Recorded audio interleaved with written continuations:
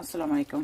আপনারা জানেন জার্মানিতে আজকে বাইনাক্তেন অর্থাৎ ক্রিসমাস ডে চলছে।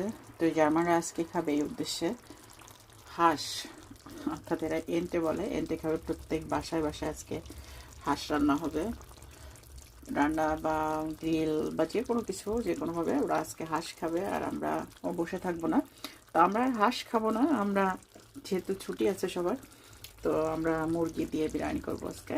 একটু আজকে আমার জামাই একটা নতুন রেসিপি দেখছি ইউটিউব থেকে। সে আমাকে বললো একটু ভিজা ভিজা, অর্থাৎ ল্যাটা কী জন্য বলে, সে লেদা খিচুড়ির মতো। তো একটু ভিজা ভিজা বিরিয়ানি রান্না করতে হবে। তো আমি এখানে মাংস রেডি করে নিচ্ছি, তো রেখে দিব। একদম গরম গরম আসার আগ মুহূর্তে বিরিয়ানিটা বসিয়ে দিব। এখন আমি পুরো রান্নার প্রসেসটা কমপ্লিট করে রাখলাম। আলু ভেজে রেখেছি, মাংস হয়ে গেছে আমার।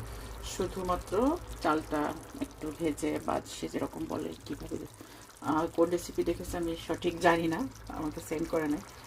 তো যেটা আমাকে বললো সে অনুযায়ী আমি মাংসটা প্রসেস করে রাখলাম। তো আজকে আমরা কী খাচ্ছি?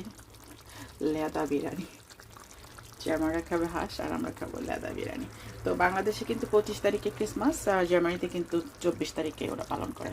তো আজকে বেশিরভাগ ওরা কেউ বাইরে খাবে না, সবাই সবার আত্মীয়দের সাথে দেখা সাক্ষাৎ করবে, গিফট দেওয়া দেওয়া করবে, আর বাসায় খাবে।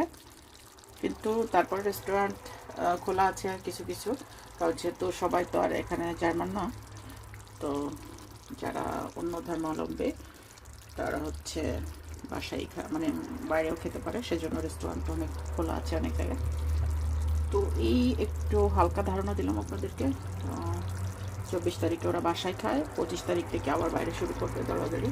তো আজকে ওরা বাসায় আত্মীয় স্বজনের সাথে দেখা সাক্ষাৎ করে বাসায় থাকবে। তো ভালো থাকবেন, আসসালামু আলাইকুম। এ পর্যন্তই।